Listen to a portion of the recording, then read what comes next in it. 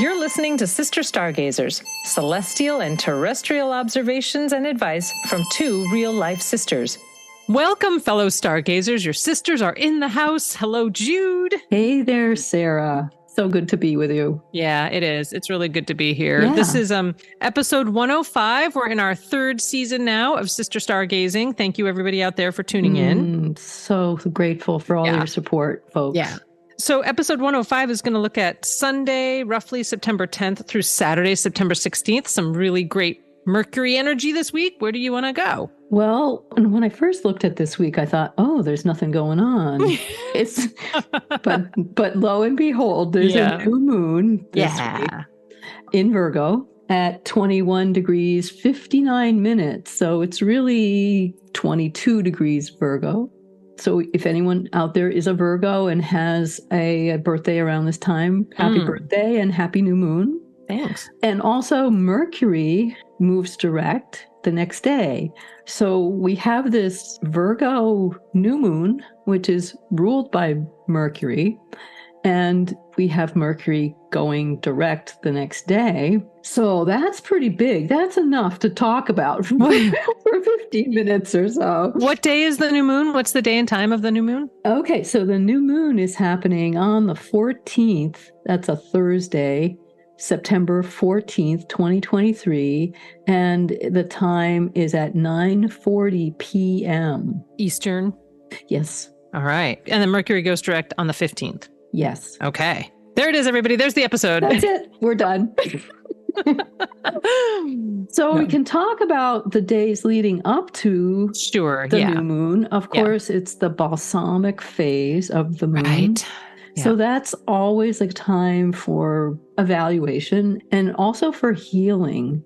It's the balsam, the balsamic phase of the moon is related to the word balsam is like a balm, B-A-L-M, a balm that is related to healing, like a healing balm, that you would apply to yourself. Nice. So think about it that way, that the 2 to 3 days leading up to this new moon on Thursday is a time to just allow yourself healing. So whatever it is you need to heal, whether it's a physical ailment or a relationship, so an emotional, a spiritual sense of wounding, physical, emotional, spiritual, any of those, any realm at all this energy can be used if you intentionally apply it. So you can even think about applying an energetic balm to a wound that you, a vulnerability, so it can be, something physically that's wounded that you might apply a healing or energy session to, like, for example, Reiki or some kind of energy, some kind of application of energy. Practice. A practice.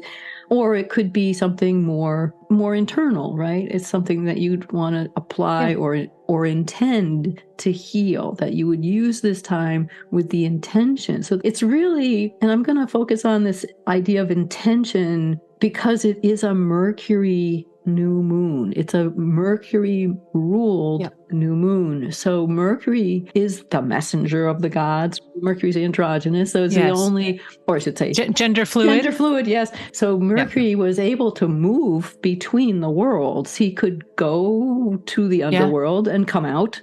Not everybody could do that. He could travel up to Mount Olympus and come down. Not everybody could do that. So he was going between the human and the supernatural, or the worlds under and the worlds above, if you want to stratify it. So anyway, Mercury is the ruler of this new moon. We can apply Mercury's energy and really start to work with it a little bit, work with the movement of your energy, with the intention of healing. And the other thing that I want to say about this new moon, which is kind of cool, is that Chiron is involved with it. And Chiron is up in Aries. So it's in a Mars-ruled sign. So Aries is the first sign of the zodiac. And Eris, the goddess of discord, is right next to Chiron. So they've been in a conjunction. They're separating, but they're still within orb. And this is happening with kind of the blessing, or it's able to give us more access to healing energy during the time of this new moon, because there's a in conjunct with the sun and the moon. And it's separating, it's within 3.2 degrees. So whatever is intended for healing can be resolved, or there might be a door that opens to the resolution of the healing during the time of this new moon. Nice. The sun and the moon also make trines up to Taurus, where Jupiter is residing at the moment, and up to Uranus in Taurus. So there's some energy here that can be rather unexpected and opportunistic. Okay. And Mercury is involved as well. They are in a weak trine to Jupiter. So again, so we've got the sun, the moon, and Mercury in a weak trine to Jupiter. Okay.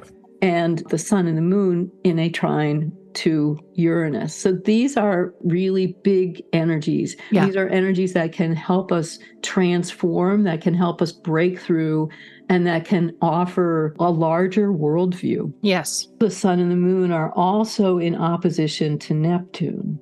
This is a forming aspect. So the sun and the moon are in Virgo. Right. Neptune's up in Pisces. There might be the understanding or the realization that there are illusions or the potential to disillusion at this time. Yeah. You can create illusions. You can continue to feed an illusion, or you can disillusion. You can dismantle an illusion.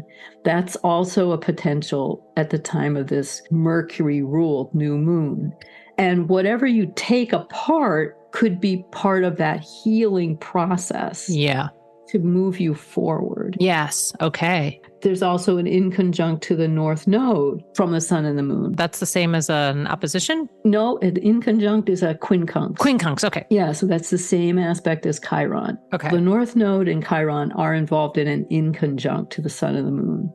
This is pointing to whatever is up for healing may or may not feel like you're ready for it, but you're supported if you want to go further. Nice. The North Node is offering that support, even though you may not feel like you're ready. Okay. The sun and the moon are very active in this particular chart. Sometimes they're not, but they're making these trines to the big outer planets. So Jupiter, Uranus, Pluto are all trine this lunation. So that's indicating to me that there's an availability of big change. Yeah. And with the Mercury ruler of this new moon being so prominent, Mercury also in a trine, also going direct the next day, there is availability to be able to hear stuff or listen to stuff internally or externally that we may not have been able to take in before. Yes. Okay. And that will set us on a different understanding. Okay. So this might be a good time to talk about the cards that you found. Sure. Yep. I used the Rider-Waite deck today, and I did some shuffling, and I cleared the deck a little bit, and I split the deck, and there were two wands, and one was the 6 of Wands, and the other was the 9 of Wands, and both of them sort of speak to victory and accomplishment, but also steady moving forward. So you have the 6 of Wands. There's a figure. They're holding a wand with sort of a laurel wreath of victory. They're riding this white stallion through this crowd where everyone else is holding wands, and even the rider has a laurel wreath on their head, sort of like a procession of victory. And then the 9 of Wands, we've had this card before. It's sort of a figure that's been through something. They've got a bandage on their head. They're kind of holding on, steadying themselves with a wand, but then behind them are these 8 of Wands. And the theme seems to be accomplishment and a keeping going. Like the 9 of Wands is sort of, there's no such thing as failure. You've come through a test, you've come through a challenge, and you can still keep going. And the 6 of Wands is small but significant victories and the energy of success and this movement forward that they both sort of speak to. There's really no such thing as defeat. There's no such thing as failure, that there's a triumph of the human spirit, and that we're not easily defeated. So those are some thoughts around those wands. Oh, I love that. There's another thing I wanted to mention if we have time. Oh, yeah, we're good. Which is the Sabian, Sabian symbol. These cards really just sort of, there's a nice energy to them, which as I was making a note about energy, you literally said the word energy. So I thought that was just a nice synchronicity about, this momentum that Mercury might be giving us to just keep going, keep going. Yes. And with this new understanding, right? That we're pulling in with this new moon. Our accomplishments, our struggles, our challenges. Yeah. With this Sabian, I want to suggest that the healing that can happen is potentially ancestral. Nice. That we're pulling in an understanding of our past, as well as where we can go in the future. So the 22 degrees, this is from Dane Rudyard, an astrological mandala. The picture is a royal coat of arms enriched with precious stones. And the keynote is the certification of aristocratic status at whatever level, and this is in quotes, nobility, expresses itself in cultural eminence. So he goes on to say that a reference to ancestral achievement occurs among these symbols for the sign Virgo. It is here in its most exalted character for quote unquote royalty is spoken of. Traditionally, the king is the spiritual symbol of unity of an integrated nation. As a coat of arms is visualized, we are dealing with a status that is not merely personally acquired, but has its roots in a notable past. Wow. Every great adept has come out of a line of human beings who have made their marks upon human evolution. If you're feeling like you're lost, I think this new moon can offer us an opportunity to look at our past and to also to heal some of the vulnerabilities or woundings of our ancestral line. And because Chiron is involved as well, this may not be the most comfortable thing. But if you can kind of get a grip on it, it will help you to move forward. And I think the whole idea of a new understanding, because Mercury has been retrograde, and coming to a new understanding, integrating the past and forgiveness. That's another big one. Integrating the past, drawing on the strengths that you have in order to move forward, maybe clearing some stuff. You had mentioned that the sun and moon are also trine to Pluto. We didn't go too much into it, but that sounds like a little bit of Pluto work that could happen. Absolutely. Okay. Absolutely. There is a square to Pluto. Ceres is at 29 degrees Libra, squaring up to Pluto at 28 degrees Capricorn, squaring over to Eris at 25 degrees Aries. So we've got a cardinal T-square here. And this has been in play for a little bit. It's not moving too much because Pluto's retrograde and Ceres is a slow mover and Eris is somewhat of a slow mover. So this is also kind of talking about clearing. Pluto's retrograde. He's going over stuff that we've been through. So these final degrees of Capricorn are really looking at, and Pluto's work through Capricorn has been looking at the institutional structures of our lives, of our culture, how they are working or not for us, for our evolution. And they need to change in order to be better serving us for our evolutionary growth. So Ceres in late Libra is also saying, there's questions of balance involved. There's questions of fairness. There's questions of justice. There's also the rights of individuals, the sovereignty of individuals. Eris in Aries. You can't get any more individual than that. The street fighting element, the archetypal street fighter that's trying to set right what's wrong. So these are in a square, T-square. So Eris is opposite to the Libra placement of Ceres, and then they're both making squares, 90-degree angles back to Pluto. So this is a long-term, this isn't just this weekend part of this moon picture. It's a much bigger, broader, longer-term pattern that's working out through us and through the bigger culture, and through the world culture.